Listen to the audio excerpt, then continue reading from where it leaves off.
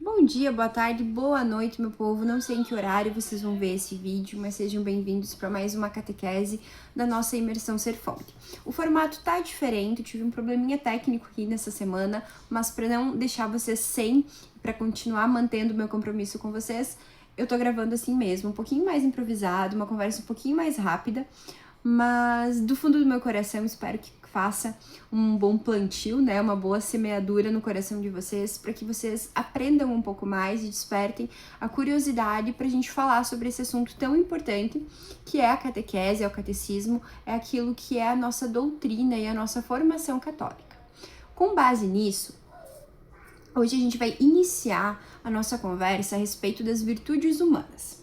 Mas antes de a gente entrar nas virtudes teologais, nas virtudes cardeais, eu vou conversar com vocês um pouquinho sobre uma analogia que eu gosto de fazer, que eu gosto sempre de apresentar, principalmente para os meus catequizandos, a questão das virtudes celestiais, os anjos que fazem parte do coro celestial das virtudes. Esses nossos amigos do céu, eu não acredito em coincidência, nada em Deus tem coincidência. E eles vão nos mostrando no decorrer da nossa vida que esse coro celestial específico, dentre as 9 hierarquias celestiais, o quinto coro, que é o das virtudes, ele vai nos trazer uma associação muito profunda do que são as virtudes humanas, daquilo que a gente precisa verdadeiramente trabalhar para um dia alcançar o céu. E por isso que eu quero iniciar a nossa conversa hoje, que vai ser um pouquinho mais curta, falando das virtudes celestes. Esses anjos que fazem parte da criação do mundo, que fazem parte da criação de Deus e que existem muito antes do mundo ter sido criado, porque a gente sempre tem que relembrar, a Igreja Católica, ela se divide em 3 igrejas que vivem concomitantemente, né? A gente tá vivendo, eu estou vivendo aqui, gravando para você, a igreja padecente está no purgatório, padecendo para alcançar o céu, e a igreja celeste, que junto aos 9 coros de anjos está Deus, está a Santíssima Trindade, Nossa Senhora, São José e todos os santos que já alcançaram a coroa da vitória. Todos os santos que estão lá, que estão vivendo na Jerusalém Celestial, que estão vivendo a Igreja Celeste, eles já têm a visão beatífica, né, de Cristo.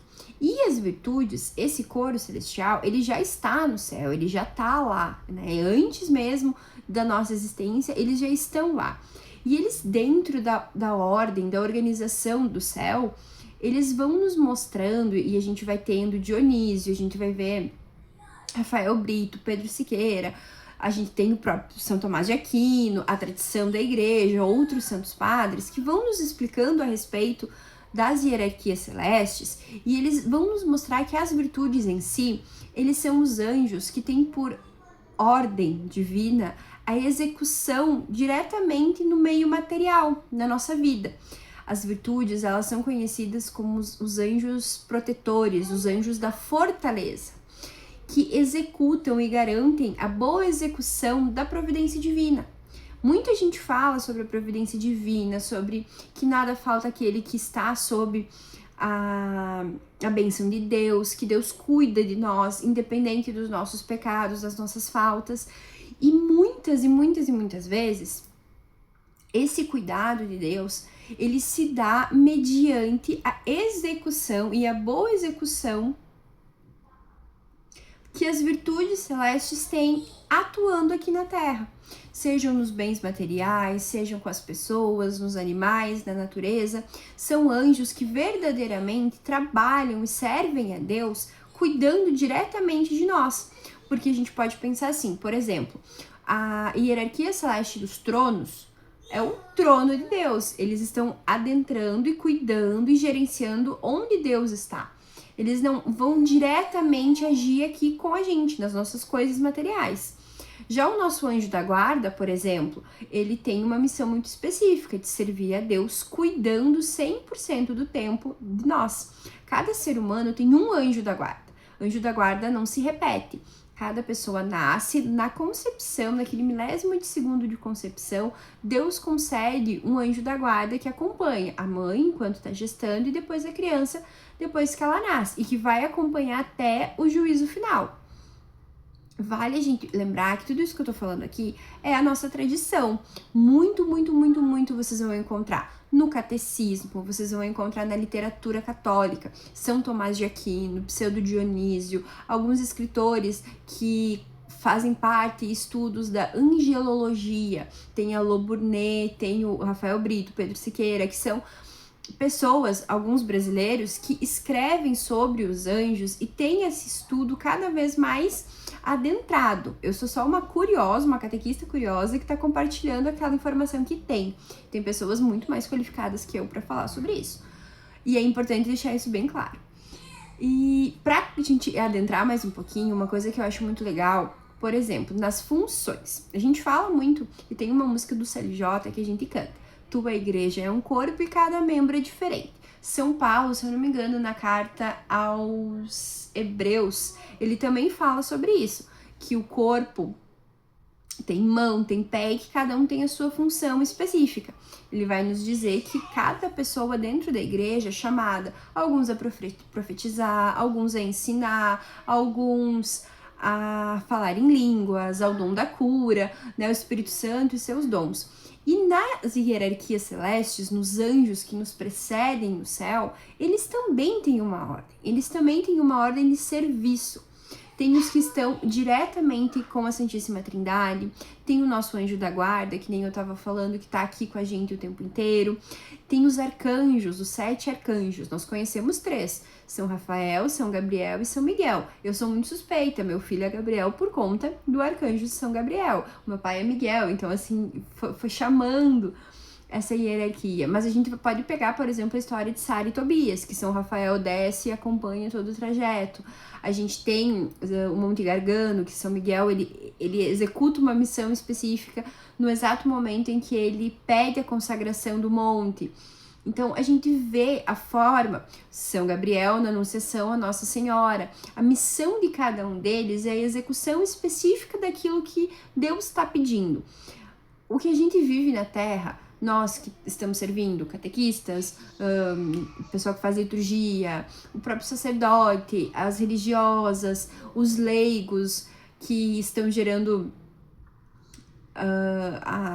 me fugiu agora a palavra, que não seria providência, mas que estão ali fazendo promoções, cuidando de... Aqui no Sul a gente tem Galeto com Massa, não sei como é aí onde você tá, mas que estão nas promoções, que estão trabalhando, que estão servindo em comunidade e que tem uma vida não reclusa, como, por exemplo, os monges e as religiosas que estão ali no mundo, né, nessa vivência secular, digamos assim. Todos nós temos uma missão específica e que Deus vai conduzindo. E a gente pode olhar para a Igreja Celeste, que já está lá, os santos, os anjos e a própria Santíssima Trindade. Cada pessoa da Santíssima Trindade tem uma função. Então é muito bonito quando a gente vê e olha, né? Eu fiz um paralelo sobre as virtudes humanas com as virtudes celestiais. Quando eu olho para as virtudes celestiais, eu vejo que existe uma sequência, que existe um ordenamento do servir. E as virtudes humanas, elas se abraçam às virtudes celestes. Não é à toa que uma das virtudes cardeais é a virtude da fortaleza. Então, para mim é muito, assim, não seria óbvio, mas é muito natural associar e criar essa conexão, porque me ajuda a compreender e mais uma vez reafirmar que o Cristo, ele não fez nada ao acaso, né? O acaso não existe. Todas as coisas, elas acontecem segundo a providência divina. E a gente sabe que os anjos do coro da virtude celeste, das virtudes, o coro celeste das virtudes, ele vai ajudar a garantir a boa execução da providência divina. E isso é muito positivo para nós, porque é uma segurança também. A gente sabe que quando a gente fala da virtude da fé, a fé é o quê? Eu acreditar naquilo que eu não vejo. Então, é natural que a gente, seres muito mais carnais, tenhamos inseguranças, tenhamos dúvidas, não consigamos aprofundar a nossa fé.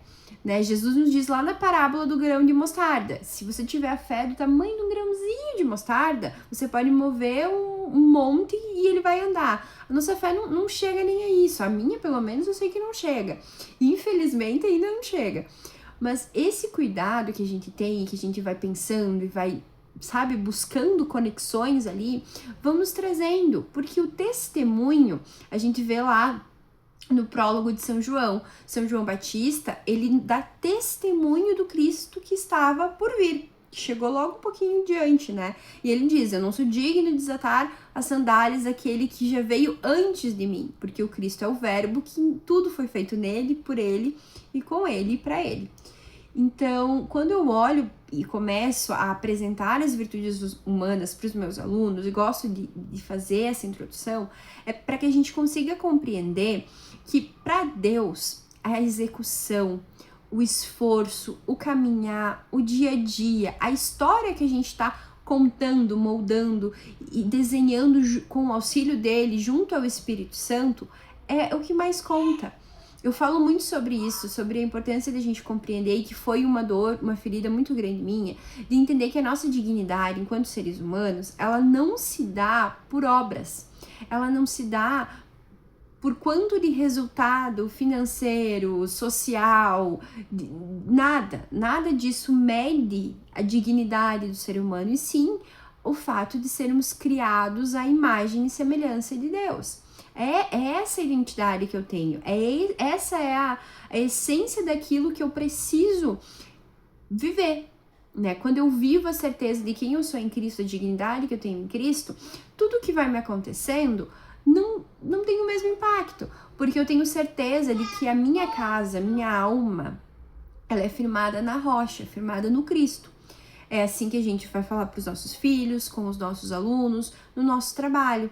Então, quando eu olho para as virtudes humanas, eu tenho um espelho das virtudes celestiais que executam a vontade de Deus, que exercem de acordo com a providência divina. E aí eu vou pensar assim, se as virtudes celestiais, elas obedecem a Deus, elas servem, elas agem no mundo material para garantir a boa execução da providência divina através dos seres humanos, a gente pode começar a correlacionar que as virtudes humanas, cardeais principalmente, porque assim, as virtudes teologais, elas não dependem do nosso esforço e do nosso mérito. A fé, a caridade e a esperança são virtudes que Deus dá conforme Ele quer e que começam nele e terminam nele. Não existe nada que eu, Patrícia, possa fazer para que eu tenha mais fé, a não ser que Deus me conceda a graça de ter mais fé. Não tem como eu ser uma pessoa esperançosa, otimista do futuro, que tenha esperança, os olhos fixos na cruz e que saiba que a ressurreição é real, se Deus não me conceder. Não tem como eu amar, como eu ser caridoso. E aqui eu acho muito importante frisar, o amor, a virtude da caridade é o próprio Cristo. Não é um sentimento que em paralelo vai se transformando em obras de misericórdia. As obras de misericórdia, elas são atos de caridade específicas que Jesus nos ensina e nos diz que no nosso juízo individual a gente vai ser cobrado por essas obras de caridade, tanto corporais quanto espirituais. Mas a caridade, em sua essência, é o próprio Jesus Cristo. E a gente só vai ver a plenitude da virtude da caridade quando a gente chegar no céu. Antes disso, não vai acontecer. A gente vai se esforçar, Deus vai nos conceder todas as graças necessárias, cada um sendo o seu próprio cálice, né? Cada pessoa, ela é um cálice. Alguns vai cair mais vinho, outros menos. Mas Deus tem a quantia exata para cada pessoa, porque Deus criou cada pessoa. E aí, a gente vai meditando e pensando nisso, vai entendendo que as virtudes humanas, todo mundo precisa ter todas. Mas existem algumas almas que já vêm com tendências a algumas virtudes em específico. Por exemplo, uma pessoa que é colérica, não é o meu caso, mas uma pessoa que é colérica, que é muito enérgica, que é muito focada, muito obstinada, ela tem uma fortaleza interna muito grande, porque ser colérico exige uma fortaleza muito grande. Mas ao contrário, em muitos momentos, pode faltar a temperança. Pode faltar esse equilíbrio de entender até onde eu posso ser obstinado por uma coisa e quando eu preciso desistir. Existe uma série de nuances e de linhas muito fininhas que vão transitar entre um temperamento e outro, entre uma virtude e outra. Por exemplo, uma pessoa como eu, que é muito melancólica, que é muito profunda, que é muito sentimental às vezes, e se apega em detalhes que acabam travando a vida. Então, já ao contrário, falta uma temperança interna muito grande, também, tanto quanto um colérico. Mas, além dessa temperança, falta a fortaleza de ressignificar. Então, são virtudes específicas que pessoas vão ter caminhos diferentes e que precisam santificar. Eu, como colérica, a parte da justiça, para mim, é muito mais tranquilo. Da perseverança, em alguns momentos também. Porque entregar ao outro o que é dele faz parte de uma profundidade, de uma reflexão. Agora, saber medir até quando eu posso entregar o que é do outro e o que não é e fazer essa avaliação é algo que muitas vezes, para pessoas como eu, é muito difícil. Só um pouquinho. Quer dizer oi? Oi. Beijo? Um beijinho? 5 minutinhos e a mãe vai lá, pode ser? A gente vai terminar o vídeo com o meu pequenininho junto, né, filho?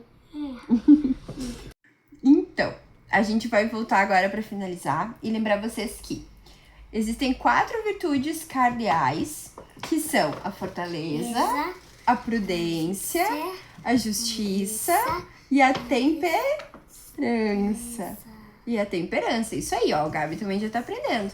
E cada ser humano vai ter necessariamente algumas virtudes que é mais fácil, mas são mais fáceis para essa pessoa viver e caminhar, e outras que vão ser mais difíceis. Como eu falei antes, cada temperamento ele vai ser automaticamente pendendo para um lado ou para o outro. Cabe a nós buscarmos identificar esses temperamentos e conseguir dedicar um caminho, uma verdade, uma estrutura para que a gente consiga alcançar o objetivo final, que é o céu. A nossa alma precisa necessariamente ir para o céu, né, Gabi? É isso aí. Vou encerrar por aqui. A gente conversa mais amanhã também sobre as virtudes. Manda um beijo.